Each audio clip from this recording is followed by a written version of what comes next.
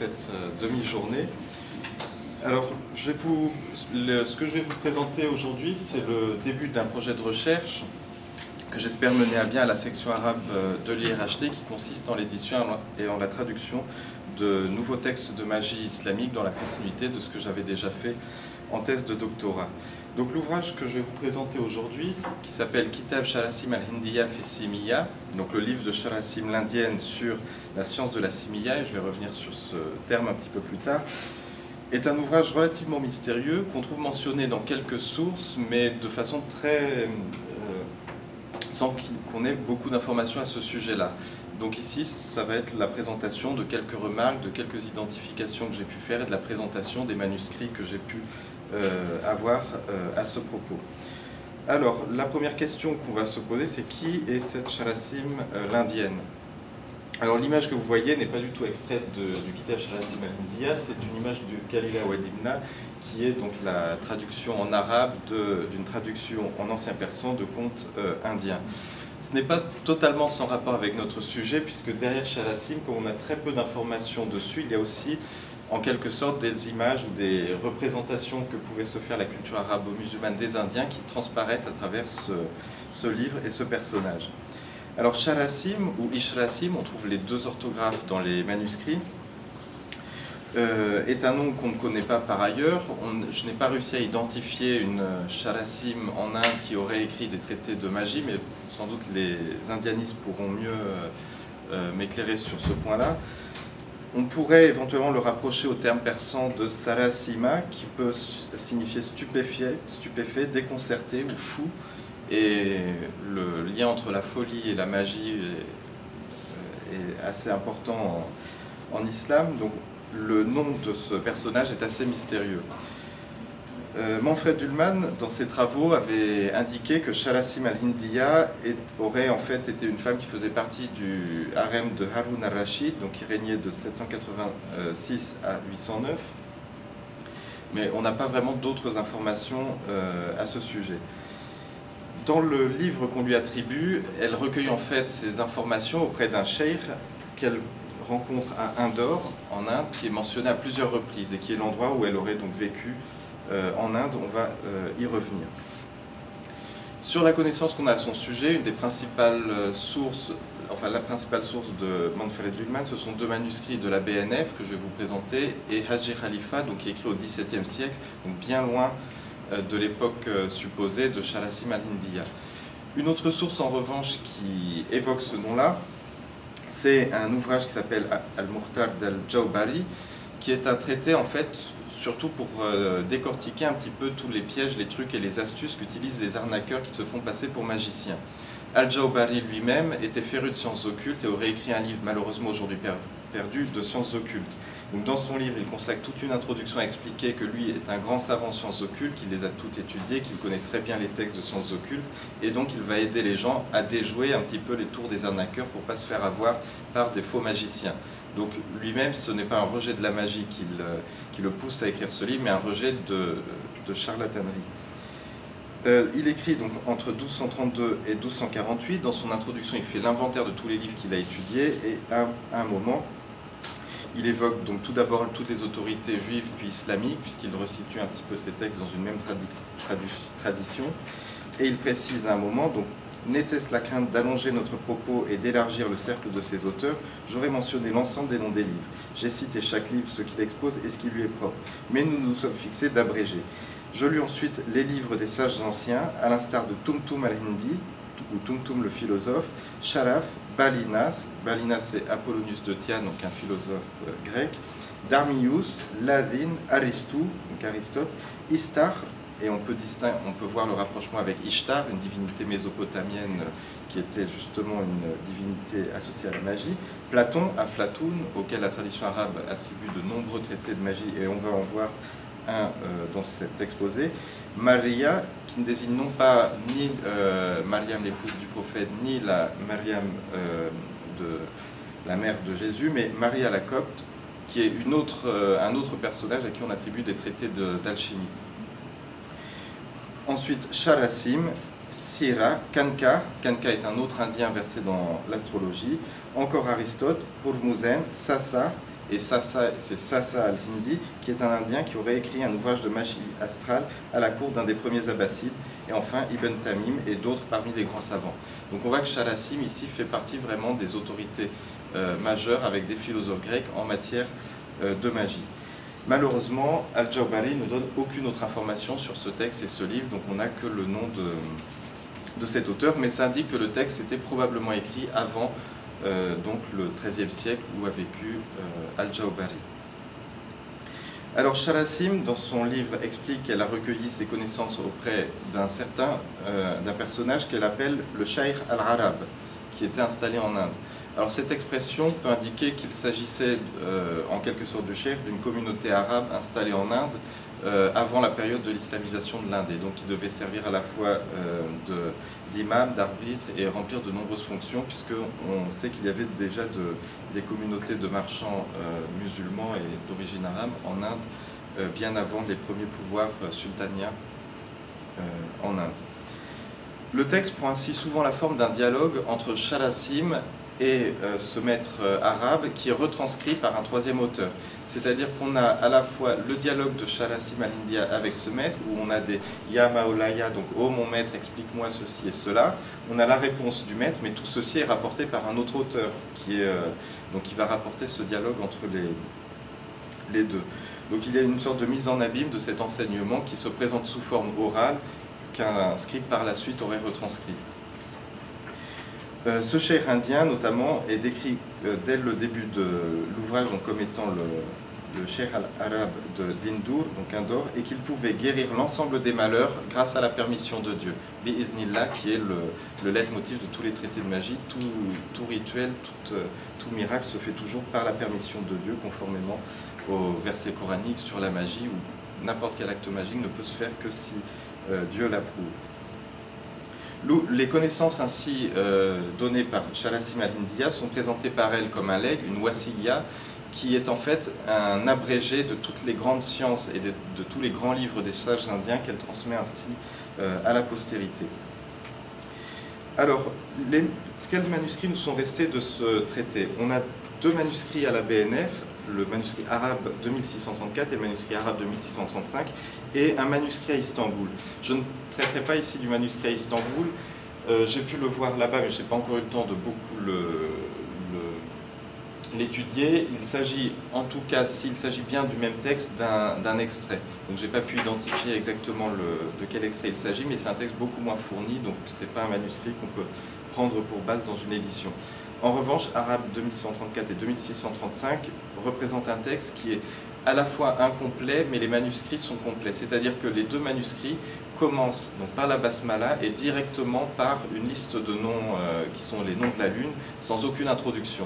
Ce qui indique que les deux manuscrits ont été copiés à partir d'un autre qui était déjà acéphale. Et donc on a rajouté quand même la basmala pour que le traité commence de manière conforme, mais le scribe n'avait pas le début, n'avait pas l'introduction, les eulogies et l'introduction de l'ouvrage. Alors, le premier que je vais vous présenter, c'est le manuscrit arabe 2634. On a assez peu d'informations à son sujet. Donc, vous voyez ici la page de titre. Il faisait partie des collections de la Bibliothèque royale. On en voit le tampon sur cette page-là. On voit également une marque de possession ici, un certain Sulaiman ibn Abd al-Latif, que je n'ai pas réussi à identifier, mais le problème de ces noms, c'est que s'ils ne sont pas assez développés, on peut rarement déterminer de qui il s'agit. Ensuite, le manuscrit en lui-même, on a une notice au début, ici donc une notice en latin, qui, comme beaucoup de manuscrits de la Bibliothèque nationale, sont une notice de Barthélemy d'Herbelot, donc le célèbre orientaliste mort en 1695, qui a rédigé des notices en latin pour décrire la plupart des manuscrits. Donc ici, il décrit un petit peu le contenu, qu'il s'agit d'un traité de magie avec notamment les opérations liées aux esprits et aux démons, et avec les noms des grands 23 démons. C'est une description très partielle puisqu'elle aborde, on va le voir, beaucoup d'autres thèmes que les invocations aux esprits et aux démons.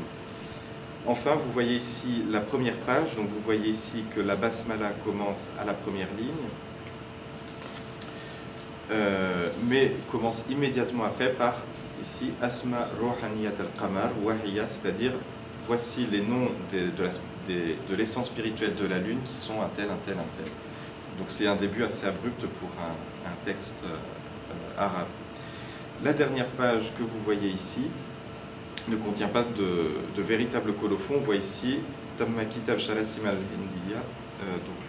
Se termine ici le livre de Shalasim l'indienne, et le reste a été écrit par une autre main, et je n'y ai pas trouvé d'indication substantielle sur les circonstances de la copie. Le deuxième manuscrit conservé à la BNF, en revanche, est beaucoup mieux circonstancié. Vous voyez, l'écriture est très différente, c'est une écriture absolument impeccable.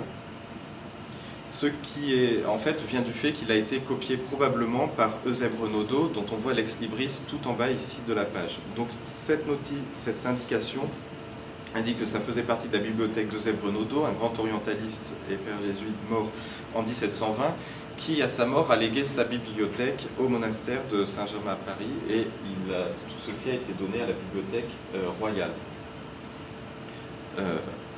à la bibliothèque nationale. Alors, de nombreux manuscrits ont cet ex-libris. Il s'agit probablement en fait d'un manuscrit qu'a recopié lui-même Eusèbe Renaudot dans la tradition orientaliste, puisque on recopie encore beaucoup de manuscrits à cette époque-là, d'autant plus que pour l'arabe, les caractères mobiles étaient encore assez compliqués à mettre en œuvre. Et donc, on voit ici un manuscrit qui recopie en propre, en quelque sorte, l'original que constitue le manuscrit que je vous ai présenté avant, le 2634. Les deux commencent exactement de la même façon. On voit même... donc je vais vous montrer après un exemple de comparaison, mais pareil, la fin ici se termine par la même mention de Tamma Kitab Shalasim, et en revanche on a une date de copie tout à la fin. Donc ici la date de copie correspond à 1679, elle est donnée directement en ère chrétienne, et on sait dans ce colophon que la copie s'est faite à la ville de Paris. Donc il s'agit probablement d'une copie sur ce manuscrit qui était à la Bibliothèque royale et que je vous ai montré avant. Alors si on compare les deux manuscrits, on peut voir ici, c'est tout au début du manuscrit, que Eusèbe Renaudot a vraiment repris tout le manuscrit. C'est-à-dire que vous voyez ici la même notice marginale, la même note qui a été reproduite à l'identique.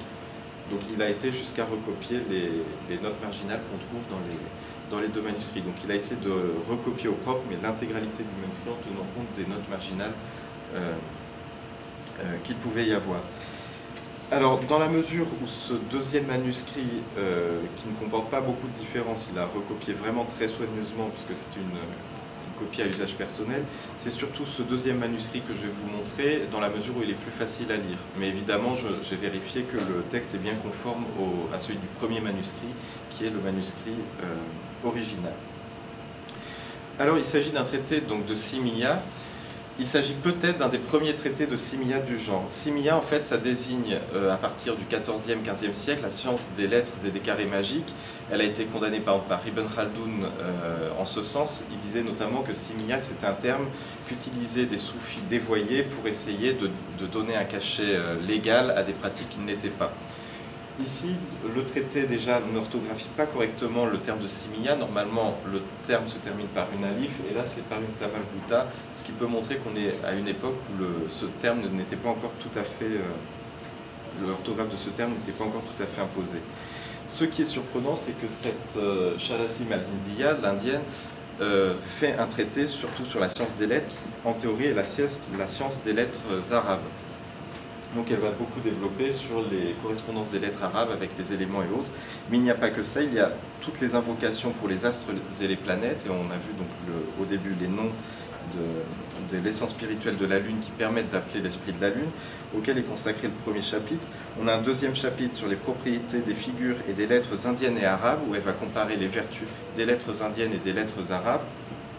Il faut savoir que dans son traité, les lettres indiennes, pour elle, ça correspond en fait aux chiffres indiens, donc la numérotation qu'utilisaient les Arabes. Donc ça lui permet d'introduire évidemment des considérations numérologiques, dont on voit quelques exemples dans les figures qui sont ici, avec le carré magique. On a également un troisième chapitre sur les merveilles des fumigations et des mélanges composés. Je vais vous en donner un exemple juste après. Un quatrième sur les pourritures merveilleuses. On a quelques chapitres qui nous manquent. On en a un 8e sur la menace et la soumission des esprits, donc comment invoquer et soumettre les djinns et les esprits, et un 9e chapitre sur les poisons, les avertissements, les sceaux et plein d'autres merveilles. Alors l'exemple que je vais vous donner ici de fumigation, ça nous permet d'entrer vraiment dans la magie qu'on fait venir d'Inde. Il s'agit ici d'une fumigation dont j'ai surligné le texte qui est un mélange à mettre dans une lampe à huile, donc un mélange composé d'huile parfumée et de différentes substances qu'on fait brûler pour rendre une assistance malade. Alors, la recette dit grosso modo, si tu veux voir tous ceux qui sont dans un cénacle, leur visage devenir jaune, que d'autres choses arrivent contre eux et qu'ils soient dans le même état que le mort, prends une sauterelle jaune, assèche-la, enveloppe-la dans une étoffe prise dans un cercueil et dépose-la dans une lampe avec de l'huile de jasmin et tu verras tout cela. Donc il s'agit en fait de fabriquer une sorte de mèche magique qui va permettre de rendre l'audience malade. Alors ça n'attire pas évidemment un mauvais esprit, ce sont les propriétés des substances qui entrent en compte. On voit par exemple que dans les ingrédients il y a une sauterelle jaune séchée et une étoffe prise dans un cercueil. Alors la sauterelle jaune, elle est jaune comme le teint que doivent prendre justement les gens malades dans l'assistance, ce qui est précisé dans la recette. Il faut noter que le jaune est particulièrement associé aux sauterelles. On voit dans les traités médicaux par exemple Ibn al-Baytar qui reprend de Dioscoride l'idée que faire fumer une sauterelle permet de lutter contre la dysurie pour les femmes. Avicenne préconisait le même usage contre les hémorroïdes et ces différents traités insistent sur le lien qu'il y a entre la sauterelle et la bile jaune produite dans le foie. Donc on a cette association, c'est pourquoi la sauterelle est utilisée. Ensuite, le morceau de linceul, évidemment, c'est une référence à la mort, donc ça permet de diffuser une sorte de pouvoir de mort. En revanche, on peut se demander pourquoi faire tremper tout cela dans une huile de sésame dans laquelle on a confit du jasmin. Alors, j'ai essayé de chercher un petit peu dans les propriétés de l'huile de jasmin. On ne trouve pas grand-chose à ce sujet. En revanche, ce qui m'est venu et qu'on trouve dans d'autres traités de toxicologie pour empoisonner les gens, c'est que, a priori, une sauterelle qu'on fait brûler dans un petit morceau de tissu, ça ne doit pas dégager une très bonne odeur. Là, l'idée, c'est de rendre malade tout un cénacle, donc il ne faut pas éveiller les soupçons. L'huile de jasmin a probablement pour but de cacher et d'atténuer cette mauvaise odeur qui devrait se dégager. On a notamment des traités de toxicologie, des chapitres sur les odeurs qui tuent, et justement, très souvent, à côté du mélange à préparer, il faut qu'il y ait des bonnes odeurs pour qu'on ne soupçonne pas l'empoisonnement qui va être commis.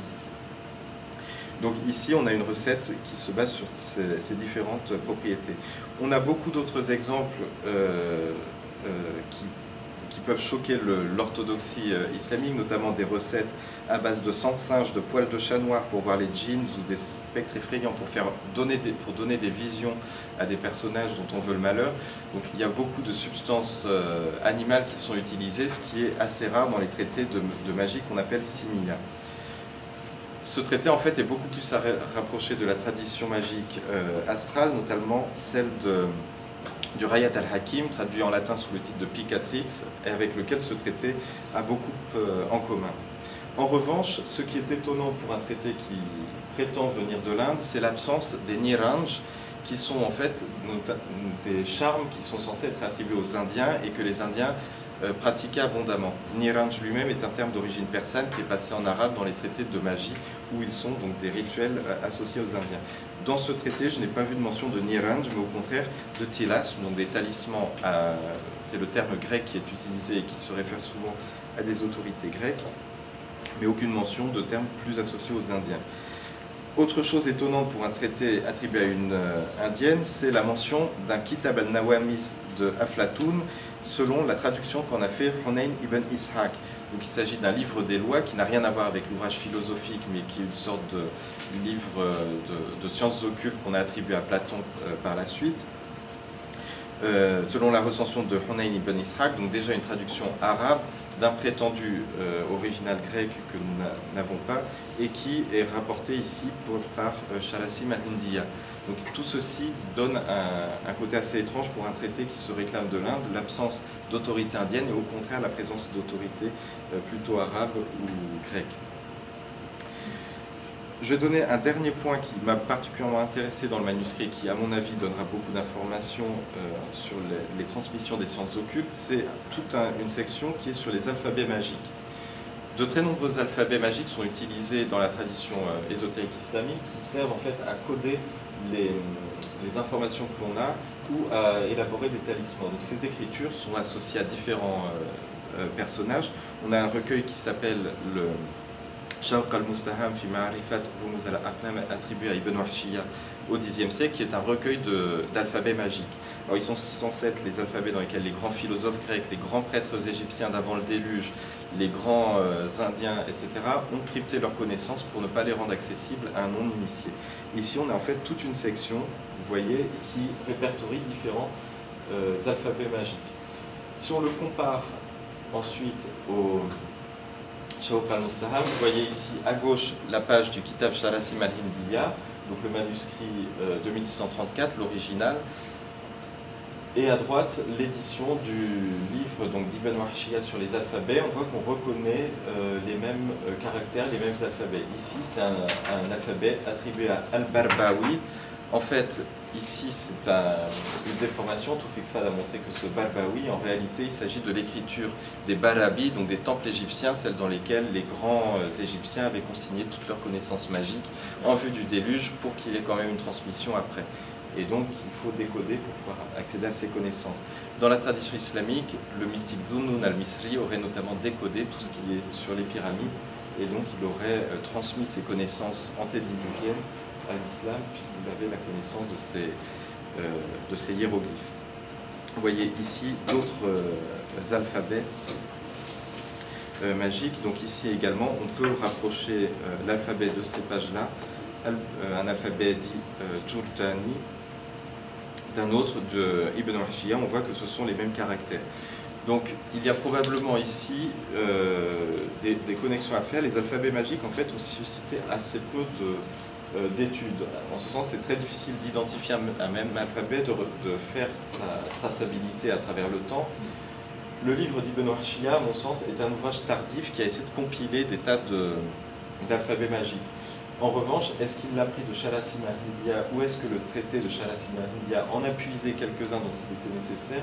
Il est encore trop tôt pour pouvoir répondre à la question, mais on voit ici que ce texte va contribuer grandement à notre connaissance de la transmission des sciences occultes. Ça fait sans doute partie d'un chaînon manquant dans la transmission de ces alphabets qui ensuite vont être largement résumés dans les manuscrits.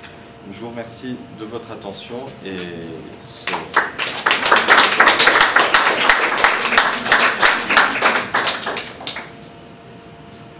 on est dans les temps. Oh, tout à fait. Alors, vous avez probablement une question.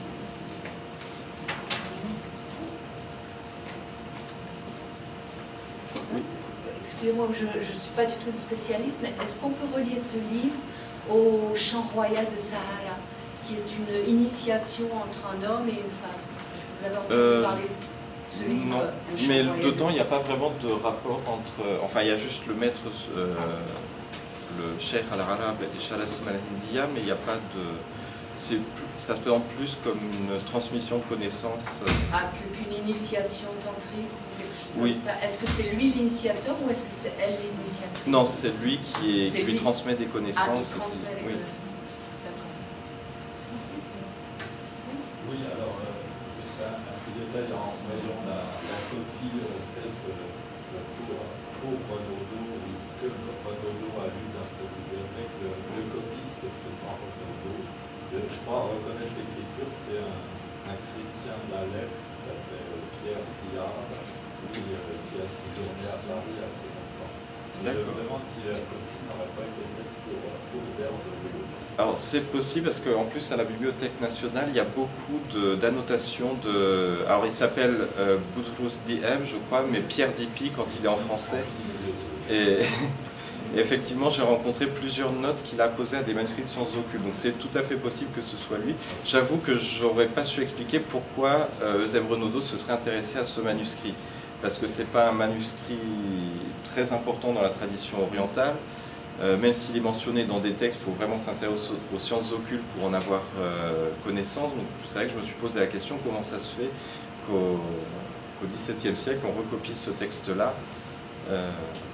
Et effectivement, Pierre Dipi paraît avoir eu plus d'intérêt pour les sciences occultes que Zeb Renaudot. Parce que la question est à tiroir, parce que le manuscrit original, d'après le catalogue, c'est marqué de qui vient, si c'est de Mazarin ou de si vient d'une autre collection, parce que ce serait intéressant à chercher pour savoir de quelle zone géographique vient des D'accord. Et vraisemblablement, c'est probablement d'Herbelot qui a dû le faire. Et à l'époque, il commençait à travailler à la bibliothèque orientale. Et il faudra vérifier. Et une partie des livres d'Herbelot sont passés chez deux Herbelot. Ah, je ne savais pas que la...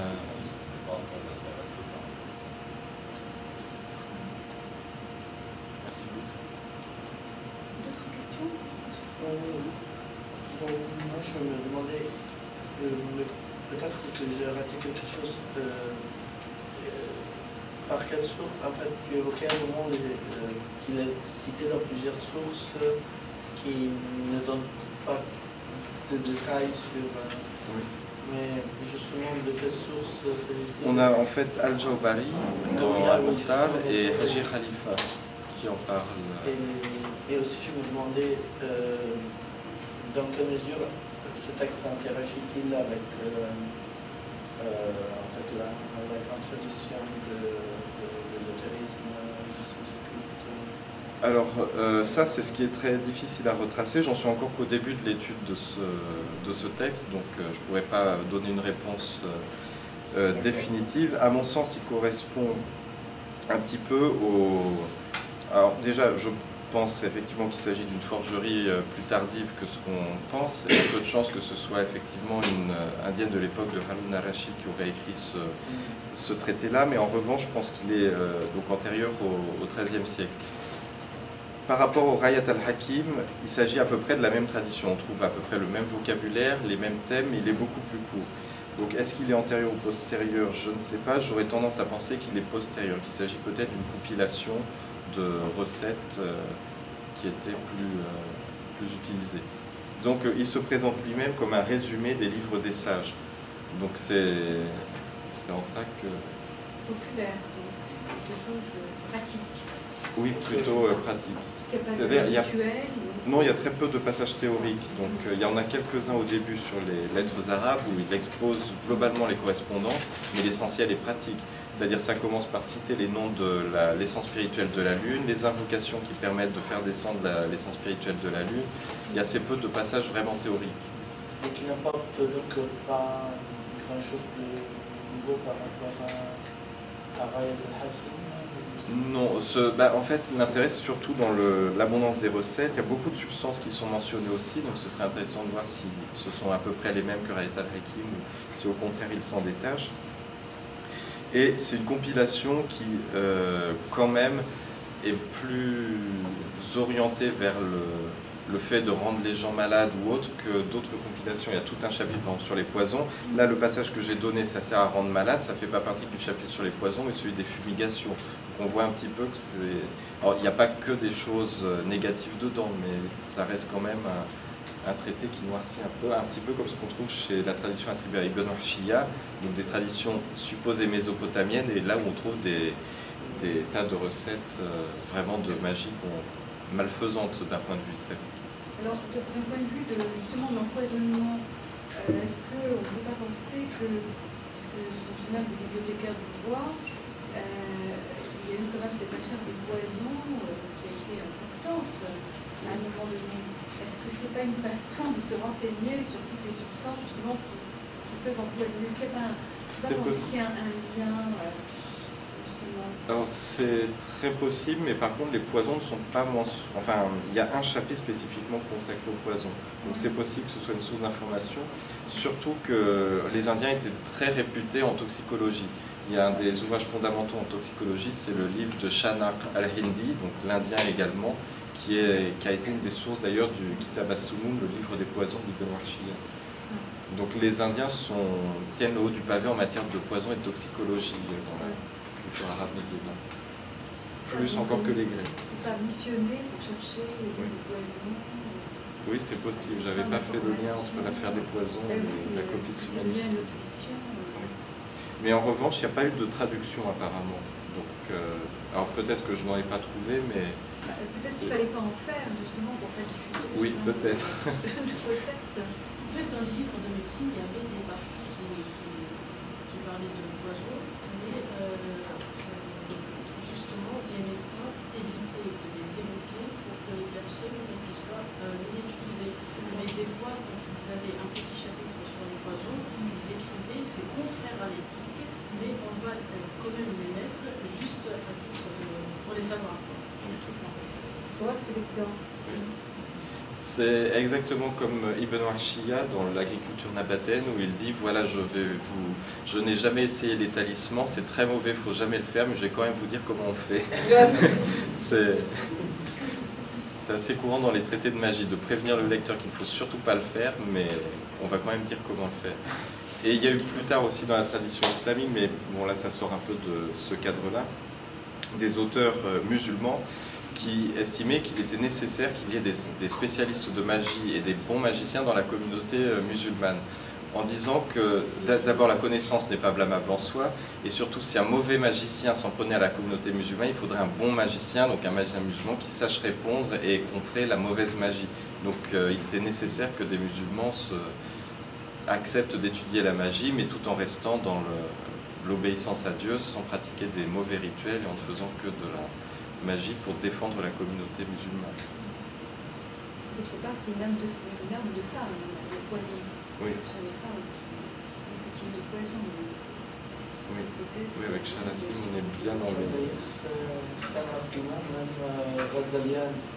Oui, mais Al-Razali... Il faut connaître la magie pour savoir la distinguer des karamates. Oui, mais en fait, Al-Razali, lui, dit que la science, la connaissance de la magie n'est pas blâmable aussi, mais que comme la magie ne sert qu'à faire le mal, il vaut mieux ne pas l'étudier parce que le savoir, c'est qu'une tentation supplémentaire de faire le mal.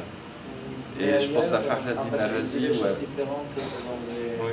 Comme il arrive souvent chez Razali. Oui.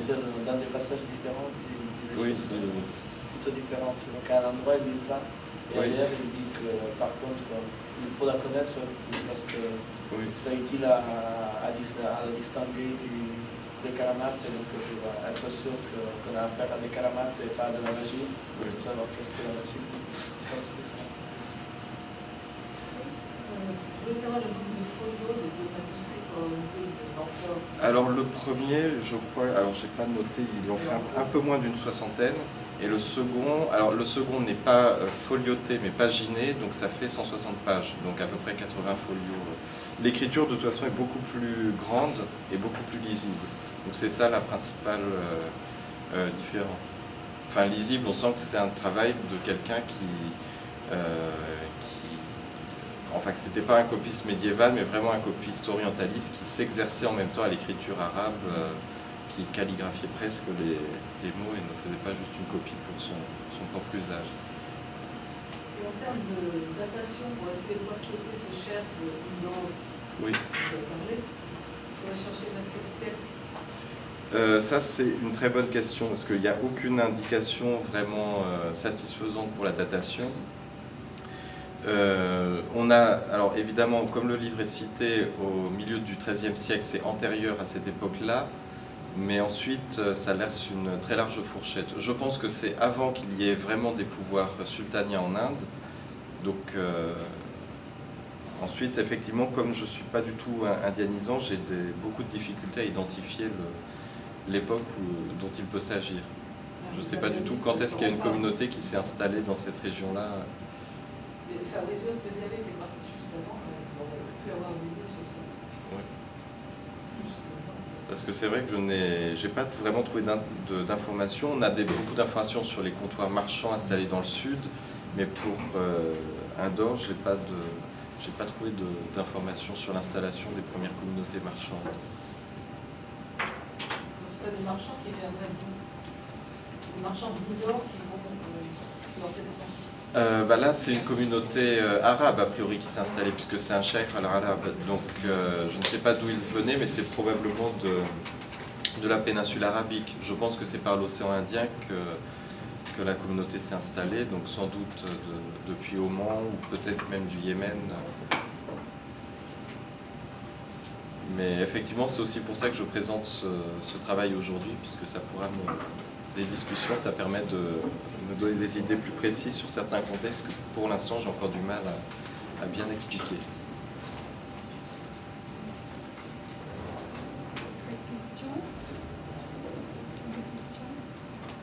Eh bien, merci pour cette journée.